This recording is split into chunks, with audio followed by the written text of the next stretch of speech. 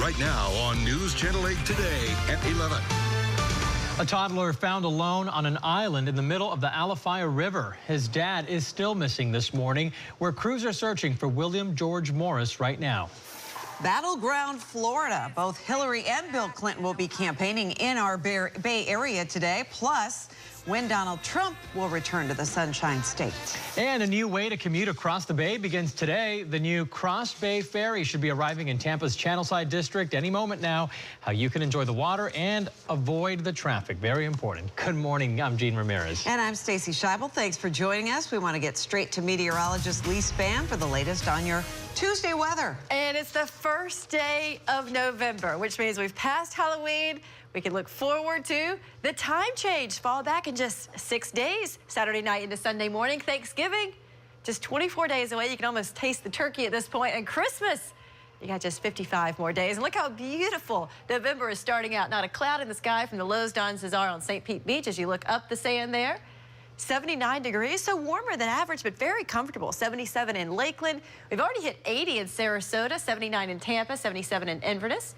In our headlines, November 1st continues the warm, dry trend we were seeing at the end of October. But we do see some changes coming. Friday, there will be a cold front coming through. It won't bring much rain, only a couple of showers, but it will bring cooler air, breezy with highs in the 70s this weekend. I'll run down those rain chances for you coming up, guys. Thanks, Lee. Well, continuing our breaking news coverage this morning, now at 11, the search for William George Morris has resumed. Morris vanished while on a jet skiing trip with his little boy. They were on the Alafaya River when the dad disappeared. The boy was found on an island, wondering what happened to his dad. News Channel 8's Melanie Michael is following this breaking story from the banks of the Alafaya River. Melanie, any more answers as to where Morris could be? Hey, Stacey, first of all, good morning to you. I tell you what, this is a very intense search, and to answer your question, not many answers just yet. This is a true mystery, and detectives are very much active in the search at this hour. Here's what we know so far. This has been going on throughout the night, the search for William George Morris, 38 years old, went out on the water yesterday with his son, his 3-year-old little boy, and never came back. And truly, again, it is a mystery. No one knows where he is. The dive teams have searched for him all night. They did find the little boy, and that is the best news. But the next best news would be to find this man. Joining me now live is Colonel Chad Chronister. This is, I hate to call it tedious work, but it is methodical. It is intense. You guys are on the water, in the air. Bring us up to date exactly right now what's going on. You're exactly right. It is exhaustive because of all the assets that we need to deploy. We're in full search and rescue mode out here on the water. We have 3 marine assets with our sonar capabilities, trying to scour the bottom of the water to see if we could locate them that way. We have our aviation, one of our helicopters up in the air with our infrared, trying to see if we can see any type of body heat, any type of movement that way, as well as our detectives who are extremely diligent here on land, trying to determine, is this a tragic accident? Is this someone who made it back to land? So absolutely a lot of investigative leads to follow up on. Yeah, and right now you told me the tide is your enemy because it keeps changing. You're trying to search the entire river, and then you're going to search as far as the mouth of the Gulf. Is that correct? And that's what takes so much time, that's so time-consuming, is our grid search starting. Because last night as we arrived on scene, the tide was coming in. Tide with the rapid and extreme winter tides started to go back out, came back in, and went back out again. So it's a lot to work with, a lot of, working against, I should say, having Mother Nature work against us. Yeah. How is the wife doing at this point? I mean, this has got to be nerve-wracking for her and his entire family. At least you do have the little boy, and again, that is good news. But the next best news would be to find this gentleman alive. Absolutely, Melanie, and that's what we're working on now. We're out re-interviewing the wife. We set up some, or I should say, solicited the help of the Mary Lee House. They specialize in interviewing young victims of any type of crime, and with their help, we're hoping to get a better understanding of exactly what did happen last night. Scary time for that little guy, getting a FaceTime call from his mother. He answered the phone and then was left out on that island by himself, not knowing really where Dad was. I can't imagine, and our Marine unit couldn't get to him quick enough. Okay. All right. Thank you so much, Colonel, for your time. We know that you're very busy today, and we do appreciate you spending a few moments with us here on our newscast. So, Stacey, that is the very latest from the banks of the Alafaya River. The search continues. It has gone on all night. It'll go on all day and through tonight if need be. But again, they're trying to find this man anywhere. They're searching by air, by land, by boat. The Coast Guard is said to be out here in a little bit, but we're hoping for a good outcome on this entire situation, and we're going to be out here live throughout the afternoon monitoring every single bit of the search. Back to you. Quite a mystery. Thank you, Mel. And taking a look at the campaign trail, an unprecedented event today right here in the Bay Area. Hillary Clinton and her former President Bill Clinton, her husband, will be campaigning on both sides of the Bay. News Channel 8's political reporter Candace McCowan is in Dade City, where Hillary Clinton is today. Candace, good morning. What's going on there? Good morning to you, Gene. We are at Pasco Hernando State College, where the doors will open around 1 o'clock this afternoon, and Hillary will take the stage here around 1 o'clock or 3 o'clock this afternoon. Many people expected to show up, a lot of them possibly students here at this college. Now, the Clinton campaign is spending plenty of time in Florida. Over the weekend, Clinton was at a concert with Jennifer Lopez and Mark Anthony in South Florida. But today, not only will Clinton be in Dade City, her husband and former President Bill Clinton will speak at Jet Jackson Rec Center at Wildwood Park in St. Pete. Doors opening at 5:30, and he is not taking the stage until around 6:30. Clinton is now trying to take some of the attention off of the FBI's probe into more of emails that they found and turning the attention to Trump and his connections to Russia. A foreign adversary trying to influence our presidential election. That should scare everyone, Democrat, Republican, and independent. Donald Trump should immediately disclose all of his ties and connections to the Kremlin and its associates. Building a 21st century prosperity, we know, requires growing this economy from the middle out and the bottom up. And if you do it, people on the top will do just fine. Thank you very much. And Clinton has been assuring crowds at her rallies that the FBI will find nothing new when they look at these new emails, something she's likely to bring up here on stage today. Taking another look at those polls, an average of the polls from Real Clear Politics puts Clinton behind Trump with 0.8 points at this point in Florida. So obviously this is battleground for real right now. Gene? Absolutely. With both of them here, it really goes to show the importance of our area in the presidential election. Candace, thank you. Well, the race for Florida's U.S. Senate seat is bringing incumbent Senator Marco Rubio back to the Bay Area today. Senator Rubio is set to attend an early voting event in Lakeland at 11:30, so just a few minutes from now. Then another event in Bradenton this afternoon. Yesterday, Senator Rubio, you see him there, he took advantage of the early voting period to cast his ballot in Miami. Meanwhile, Senator Rubio's Democratic opponent also voted early yesterday. Congressman Patrick Murphy cast his ballot in Jupiter. Early voting continues through Sunday across the state, including right here in the Bay Area. Happening today, opponents of Amendment 1 on this year's ballot will march in protest at Duke Energy's headquarters in St. Pete.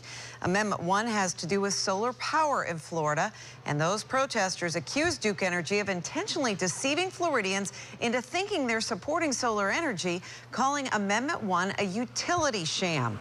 Supporters say the amendment will promote solar, protect Florida consumers, and guarantee your right to place solar panels on your home. Open enrollment for health care coverage under the Affordable Care Act begins today. This Obamacare enrollment period could be tough for the consumer. Premiums are increasing about 22% on average. There are also fewer insurers, and for some, they will have to choose different doctors. The biggest need is for enrollment by young, healthy consumers. And happening right now in Channelside in Tampa, the maiden voyage of the Cross Bay Ferry that's about to arrive, or is arriving, we understand. Yeah, long time coming now. Now, those who commute between St. Pete and Tampa could definitely benefit from this service. And our Jamel Lene is on the ferry as we speak. Jamel, how was that trip?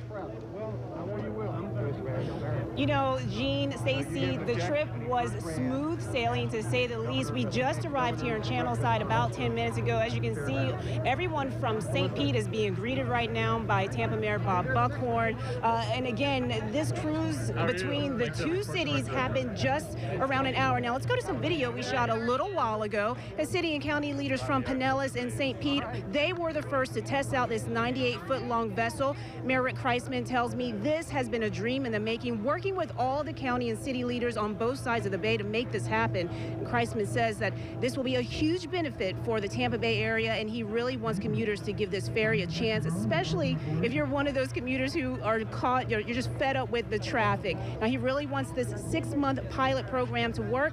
The ferry has 149 seats, and like we mentioned earlier, it's about an hour trip back and forth across the bay. Right now, the ferry will make 2 trips across the bay Sunday to Friday and 3 trips on Saturday. So again, as you can back out here live, you can see that again, everyone is talking to Mayor Bob Buckhorn, and again, everyone from the Hillsborough County side and the Tampa side, they will now get on the ferry and they will take the trip. And look, you never know who you're going to be riding next to, but they will now take the trip into Pinellas County. So now it's their turn to enjoy this. So there's a lot of excitement out here in the air and obviously on the water about the success of this ferry. Gene? Well, maybe people will be taking the ferry from St. Pete to Tampa for the Lightning games, huh? How about that? Jamel, thanks. It's a good option for people to sit back and relax and stay out of traffic. Well, another big transportation development today in St. Pete. This one you got to work for, though. You get to pedal. Today, the Coast Bike Share program is up and running with 100 bikes for now. You may have noticed the bike hubs installed last week. Well, in 2017, 300 city-owned Coast bikes will be available for use at more than 30 stations in downtown St. Pete and the surrounding neighborhoods. Pretty neat. And the 2016 Heart Walk is now just 11 days away, and we are making a last-minute push to reach our fundraising goal of $100,000 for the Heart Association. Money that funds research, education, heart health awareness, and so many vital things. Fusillo Kia is matching the first $50,000 that we raise, so every dollar you donate really counts as 2. Right now, we're about $8,000 shy of our goal with 11 days to go. The walk is Saturday, November 12th at Raymond James Stadium, so if you'd like to join my team and donate, it is certainly not too late. Go to WFLA.com/heartwalk for details. Almost there. Yeah, we're getting there.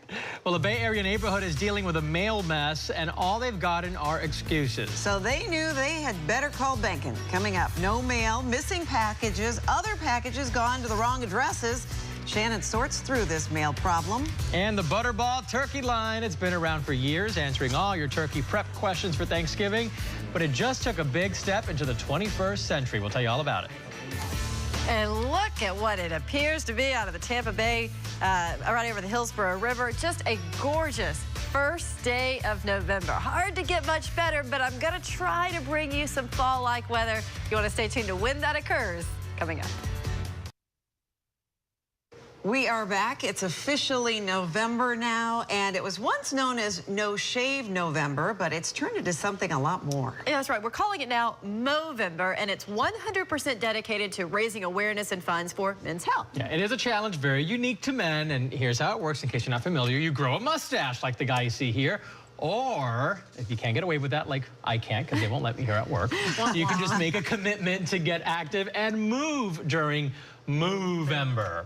Now, obviously, it's the mustache part that's unique to men. I mean, I don't know that you ladies would want to grow one. No, probably not. They wouldn't like that at work either. No, no. Well, this isn't just about one aspect of men's health. It really covers everything: prostate, testicular cancer, mental health, and physical inactivity. So man up this month, men. Get up, get active, and of course, post your mustache pictures on WFLA's Facebook page so we can that see you can do from the couch. Yes. But we'd prefer that you get active. Also, do both. It's a great initiative. It really is. I did think it saved a lot of men's lives just bringing it to the forefront like this. Lots of attention, lots of awareness to these issues. So now, if you did want to get out and get active, we could do that. Perfect day for it. In fact, a few people have even been out on the golf course this morning. There they are. Yeah, that'll get you out going. Well, I mean, they're right around the cart, but, you know, it's still active. 77 degrees at Innisbrook Golf and Spa Resort in Palm Harbor. Hard to beat this on a November 1st, that's for sure. Now, of course, it's going to be warmer than average today, and that is just continuing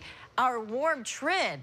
This October came in as the 8th warmest October in Tampa Bay on record. So, interestingly enough, just last year was the 9th warmest October on record. So it's been a couple of hot years for us, but very comfortable. And I think that's going to continue through the day today. Warmer than average, yes, but a nice range of temperatures. And we have that nice breeze and the lower humidity, making it a nice day to be outside. 83 degrees at 1 p.m. We get up to 86 at 4.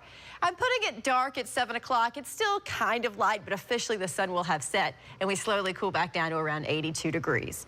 Right now, Clearwater, you're 77. Fish Hawk is 79. It's nice out there. 77 in Bartow, got 78 in Zephyr Hills. Breeze has been prevalent for the past week and a half or so, coming right out of the east to northeast. We're seeing anywhere from 5 to 15 mile per hour sustained winds at this point, but not a cloud in the sky. That has a lot to do with the amount of moisture in the air, because you need moisture to make clouds, and this bright red color is dry air. That's why the skies have been extra blue recently. It's been so pleasant. During the day today, other than that breeze coming in out of the east, temperatures will just keep rising up into the mid-80s. Now, already seeing a bit of a change tomorrow. Slight rain chance, even in the morning. We're starting to see a few more clouds around as well. I mean, it's just a 10% chance, but that's more of a chance than we've had in a long time. During the day tomorrow, it's still going to be warm, still keeping in that 10% rain chance, but look what we're also going to start doing on Wednesday. Tracking a cold front, and that front comes through here on Friday. At this point, it's only putting in that 20% rain chance, but it certainly cools us down. Highs only in the 70s this weekend. And don't forget, Saturday night before you go to bed, set those clocks back and get an extra hour of sleep. Gene and Stacy. If you've been cheated, when you need help, she's on your side. Better call Bacon. People who live in a Gibsonton neighborhood are fed up with late mail and missing packages. For weeks, they received their mail in the dark, with some packages going to the wrong address and others missing. So they called Shannon Bankin. And it's just not fair. We're a small rural community, but we still deserve attention and service. Nancy Talavera checks her mailbox several times a day. We have gotten days where we've got no mail at all. We've gotten several weeks of getting mail delivery at 9:30, 10 o'clock at night. For weeks, packages went missing or delivered to the wrong house. One resident reportedly got a shock when a box of adult toys mistakenly showed up at his house. Do you feel like your concerns are being taken seriously by the Postal Service? Not at all. So she called 8 on Your Side, then notified the postmaster we were on our way. And voila, the next 3 mail deliveries came in the daylight. But package delivery is still inconsistent. I found this letter at the Gibsonton Post Office informing residents of modifications in delivery operations. But the letter reads, it will in no way impact delivery or retail service. So I called the regional spokeswoman for the post office. And her mail, the whole neighborhood's mail, has been coming extremely late. She emailed me this statement. Due to the growth in Gibsonton, we recently made operational changes that will ultimately result in more efficient delivery and added customer conveniences. We apologize to our customers for any inconvenience and ask customers to contact the postmaster with any mail concerns so that they can be resolved quickly. As for Talavera, she's happy there is progress and hopeful there will be more. Because we are important. We're just as important as the larger Tampa City areas. We're just as important as they are. We deserve the service just like anyone else does. The post office spokeswoman assures me that someone will be contacting this customer very soon to try to work something out. Shannon Bankin, 8 on Your Side. And if you have a problem that needs solving, you better call Bankin. The number 1-855-BANKIN. And now a consumer watch for you this morning. Wells Fargo is coughing up some more money after regulators say the bank overcharged its customers. This time, the banking giant is accused of overcharging homeowners for appraisal fees. Listen to this.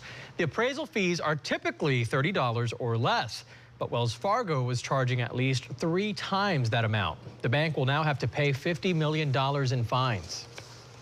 Butterball is changing up its Thanksgiving turkey helpline this year. Now you can send a text. For 30 years, turkey cooking experts have fielded your calls as you try to make that golden brown bird just perfect. The regular phone line actually is active right now, and texting starts November 17th. Both will run through Thanksgiving Day. It's 24 hours a day, and it's real people texting you, no bots. You can also reach out on social media and email. You know, that would have come in handy the time I made the bird and left the bag inside with all the That's guts. a common problem, I hear. Could have sent them a picture. They would tell you, don't do that again. Amazon also getting an early start today. Black Friday deals are live on the Amazon site. Of course, the deals you'll see now aren't quite as good as what will be offered on Black Friday or Cyber Monday, but they're there. Just head over to Amazon.com/Black Friday. Amazon plans to keep its Black Friday shop going through December 22nd. There are also updates to Amazon's app to let you scan and compare any in-store price with Amazon's price. Well, and there is a lot happening tonight in sports. Sure is. Baseball, football, hockey, the matchups you need to know about because everybody's going to be talking about this tomorrow morning. That's all coming up. Stay with us right here on News Channel 8 today at 11 a.m. Well, in sports, another winner-go-home moment for the Chicago Cubs. It is Game 6 of the World Series tonight, and they will be back in Cleveland. Down 3-2, Chicago will likely start Jake Arrieta on the mound. He won Game 2 for the Cubbies. Josh Tomlin will get the start for the Indians. The Cubs travel to Cleveland Monday afternoon, while Cleveland skipper Terry Francona watched his club take batting practice. First pitch tonight is at 8 p.m. The Cleveland Cavaliers moved their game against Houston up an hour to 6 o'clock, so fans will get to see both games. Well, our producer Brad made sure that I'm the one telling you about this one because Stacy may not be able to get through it. Maybe a couple of tears would stream down her face there. You ready for this? The Minnesota Vikings lose for the second week in a row. So sorry. Well, this one hurt, though. It came against one of their NFC North rivals, the Chicago Bears.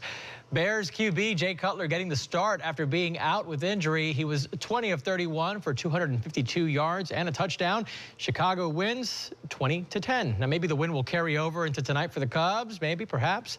Good news, though, Stacy, is that the Vikings are still atop the NFC North. The Bears way down there in the bottom. And now if we can just get the Bucks on top in their division. Well, let's hope. It would be well with my world. Tonight, we'll get the first rankings for this season of college football. That's happening tonight at 7, and when the College Football Playoff Committee gives us their top 25. Now, we've already seen the AP's choices, but it's the committees that decide who will play for the championship in January. Right here in Tampa. Yeah, you heard that right. Tampa is hosting the national championship in January 2017. And now for some Tampa sports. The Lightning are in action tonight, finally ending a 6-game road trip. They're in New York facing the Islanders, and this trip is not ending the way it began. 3 straight losses now by a combined score of 12-3. And Brian Boyle says it's time to sound the alarm. Every year the league gets a little bit better, and we've had success the last couple of years. And teams are looking at our model and trying to match that, and they're ready for us when we come in their building, especially. We got to get better. We haven't done what we want to do. We need to get a lot better. The puck drops tonight at 7:30. And we do have a quick programming note for you. Thursday night football on NBC is going to push our regularly scheduled programming over to Great 38 WTTA. Since News Channel 8 will air the Bucks-Falcons game, Chicago Med, The Blacklist, Superstore, and The Good Place will all air on Channel 38 WTTA. You can see the times have changed too. We put this information on WFLA.com, so you can check it out there. Good to know. And after months of legal and moral battles, the 911 calls made by the Pulse nightclub shooter are now public. Yeah, in these calls, we hear Omar Mateen confessing to the shootings and also explaining why he did it. That's ahead. Plus, a mass shooting at a school thwarted thanks to what police are calling a nosy parent. We'll tell you what happened coming up on News Channel 8 today at 11.